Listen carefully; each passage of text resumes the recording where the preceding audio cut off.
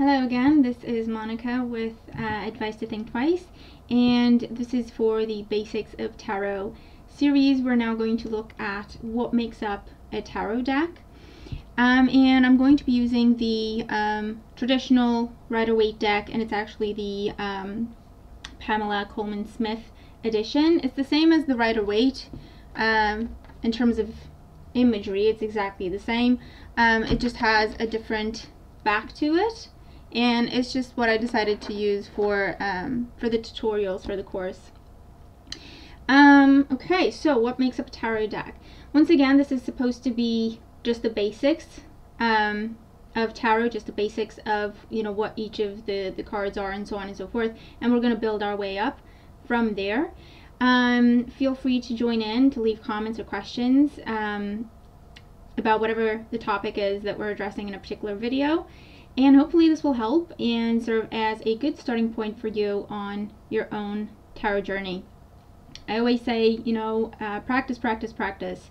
You can read about it, you can take notes, you can study it in a book, absolutely, but until you start to practice working with it yourself and getting your own understanding of it, I feel like just a book isn't enough. Okay, it is a good starting point because obviously you have to get the information somewhere, but practice with it is really what's going to teach you. Okay, and trusting yourself, that's another big thing. Because we learn, you know, we study something in the book and we take notes and we feel comfortable, like, okay, what does the Strength card represent? And you know it. I know what it means. I know what it represents. And then get it in a reading and it's like, okay, I don't know what it's trying to tell me.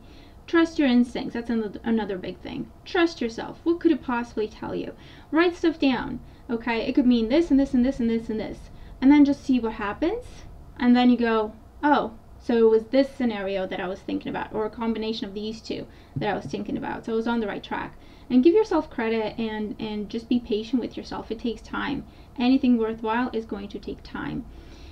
And it is something that you study, but at the same time, it develops you as well. In the process, you develop yourself as well. You get to know yourself better. You build up your intuition, your connection to your own spiritual team, and so on and so forth. So it takes time, and that's okay. Consistency is key. Right, on to today's topic. What makes up a tarot deck? Well, you have 78 cards in a deck, and you have the major arcana and the minor arcana. Arcana is actually the Latin word for secrets. So you have big secrets and little secrets, or smaller secrets, so to speak. And we're going to go through the cards, and I've already split my deck up so that it's easy for me to talk to you about each and every section. Okay, so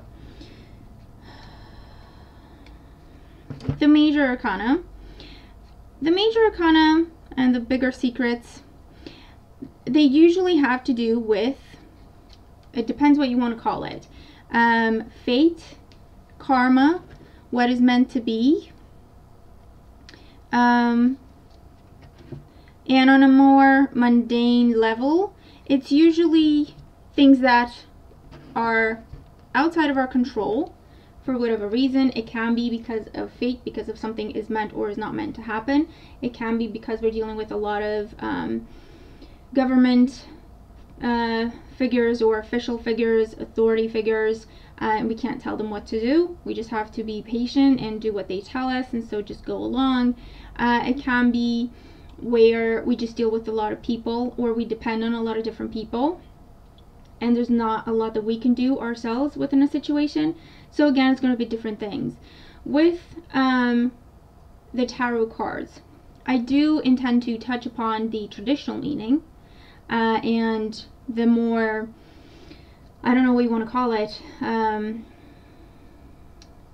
the traditional meaning, or something to do with the spiritual side of things.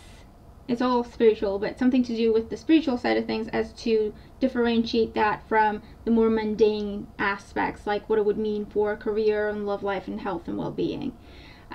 So we're going to go through all of those different meanings so that you have a few keywords for each section. But right, the major arcana. You have 22 cards. It starts with 0, not with 1, and ends with 22. You can find these cards anywhere online, but we're just going to briefly go through them.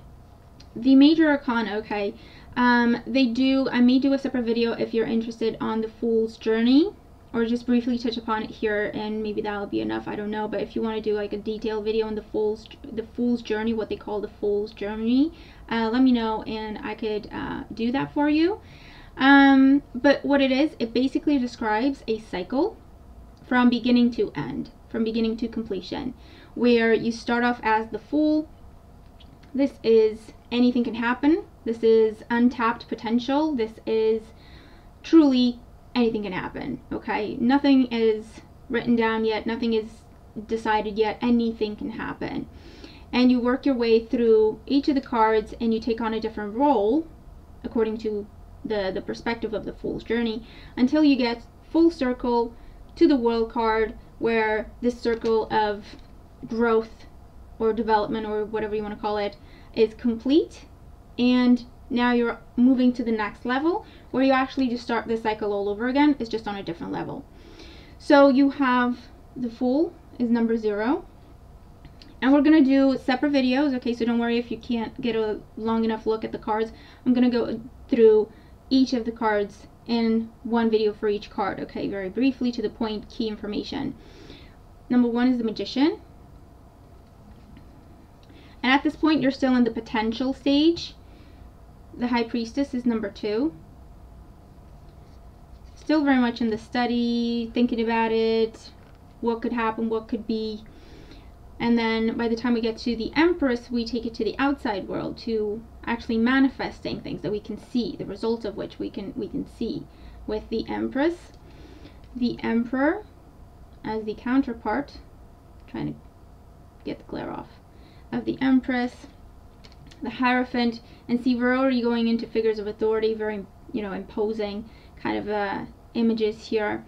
And it's different types of authority as well, but we're going to touch upon them in each of the video for each of the cards. Then we have the Lovers, number 6. The Chariot is number 7. The Strength is number 8. The Hermit, number 9. Wheel of Fortune, number 10.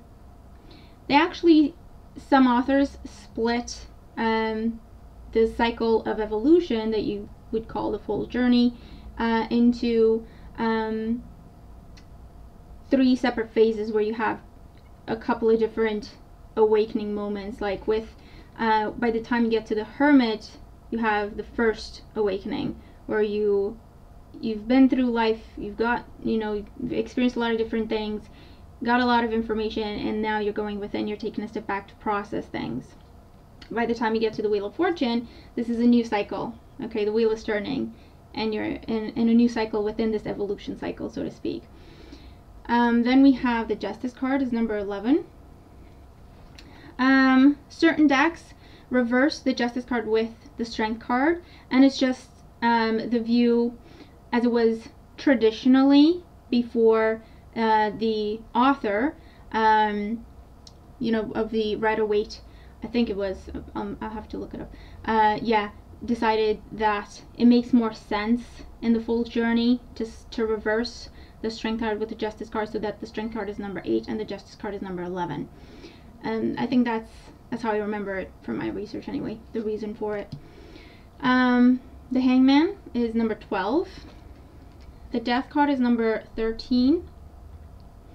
And of course, this is a new cycle, letting go of the old, starting with the new. Temperance is number 14. The Devil is number 15. And it's not as scary as it looks. Okay, we're gonna get to it. The Tower here is number 16. The Star is number 17. The Moon is 18. The Sun is 19. Judgment, and in some decks it's called Karma, is number 20. And by this point, this is another awakening that happens on a higher level, of course, with the Judgment card. And again, it is rebirth, rising from the ashes, transformation, and you get to the World card, number 22, coming full circle. Oh, 21, sorry. Coming full circle, the 22nd card, but it's number 21. Coming full circle, understanding things, having a new view, a new perspective on things, feeling a lot more confident about yourself and where you're headed, and then you just start the whole cycle over again. And that's your major arcana. So once again, what happens if you get a lot of major arcanas in a reading? It's going to be different, you know, depending on the question, but for the most part, like I say, it can represent that something either is meant to happen or is it's a way of telling you that things are happening the way they are meant to, as they are happening. It could be that things are just not within your control for whatever reason, and again, on a more mundane level, you could be dealing with the government, you could be dealing with hospitals or police, or a set of rules you have to adhere to and you cannot skip steps. And so again, even though you would like things to move along, you have to stick to that process. There's a lot writing on it, there's a lot of different people that need to approve of what you're doing, and so on and so forth. So again, things are not within our control in terms of we can't tell those people, hey, just say yes and let me go. And it could also show up as that when we are waiting for other people or depending on other people for our desired outcome. And it's a situation where they have to be in a certain place or a certain mindset or in a certain situation for things to come together just right for us to get to our desired outcome. So when we get a lot of major arcanas, it can be a little bit what it can feel like in real life, okay, that the cards would describe. It can be that we're going through a time where we're just dealing with a lot of frustration, because again, things are not within our own control. It can be a time when we're dealing with a lot of meant to be energy, and we're seeing signs and symbols and synchronicities everywhere if we're open to it. It can be a time of big changes in our lives. With a major arcana, like let's say with the World card, when I see the World card, it can talk about a lot of different things, but it's usually not just the one thing. Okay, so with the World card, let's say you're asking if you're going to get a new job, and you get the World card. That is a positive card, and it does talk about celebration. So the answer would be, you know, you have to look at the other cards as well, but the answer, let's say in this scenario, would be, yes, you're going to get a new job. And it's not just about the fact that you're going to get a new job. You're probably going to have to move for this job, or you're going to have to start a different routine or a different, you know, travel route or schedule or commuting situation for this new job. You will transform your social life because of this job. You will make a lot of different new connections and get yourself out there for people to see who you are and what you do attached to this new job. Okay, so it's not just about the new job, in my experience at least. So that's the major arcana in absolutely a nutshell, just an introduction. And again, we're going to go one video for each card, so just don't worry about that, stay tuned for that. Then you have the minor arcana, the rest of the deck, the 56 other cards, and you have 4 different suits that make up the minor arcana. You have cards from 1 to 10, and then you have the court cards, pages, knights, queens, and kings. You could look at, we're going to get to the court cards doing a separate video, but you could look at them as people, or you could look at them as energy. The 4 suits we have are the suit of wands, starting with an ace, that is the number 1.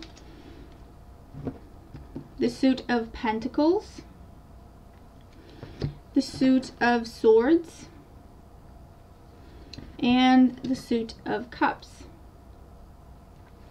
And we're going to go into detail about each of the suits and what they represent. Some really quick keywords, you know, with the wands, it's all about passion and creativity, new and exciting stuff. With the pentacles, it's more practical aspects, down to earth matters, money matters, health, that the pentacles talks about. With the swords, this is all about our reasoning, our intellect, our logical mind. Can also represent conflict sometimes, okay? But it's all about information, the written word, the spoken word, knowledge, the truth, and what we're thinking of, okay? And then we have the cups, talking about our emotional selves, our emotional life, processing our emotions, how we process, how we express our emotions, emotional attachments, and so on and so forth. And that is what makes up a tarot deck. So for the purpose of today's video of what makes up a tarot deck, that is what makes up a tarot deck.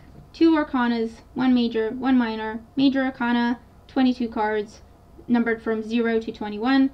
And then the minor arcana, 56 cards, 4 different suits. Wands, pentacles, swords, and cups. All of them going from the ace to the 10, and then the court cards, page, knight, queen, and king. And all of them have a different area of expertise, so to speak, that they're talking to us about. Right, so we're going to, I think that we're going to leave it at that for now. And we will do a separate video for each of the decks so that you can get a closer look at the cards as well. But yeah, that's what makes up a tarot deck. And we're going to go on and look at things a little bit more closely in the next videos. So thank you for joining me. Let me know if you have any questions about this. Again, this is just meant to be basic information for anyone who's just getting started with tarot and working our way up from there.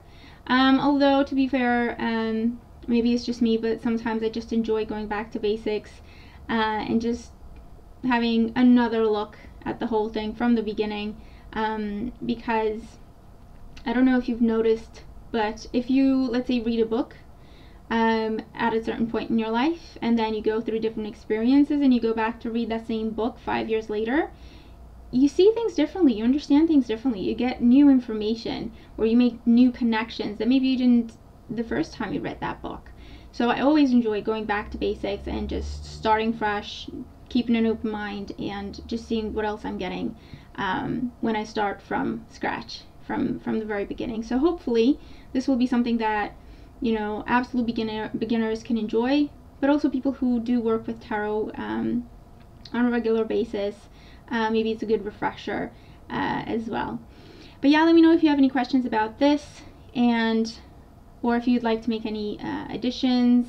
But again, you know, I'm just trying to keep things simple, to the point, and so that we can go through each of the cards, do a separate video for each, and then have compact information so it doesn't get confusing and it doesn't get overwhelming. But yeah, thank you for joining me. Hope you've enjoyed this video, and I'm looking forward to speaking to you again in the next video. Take care.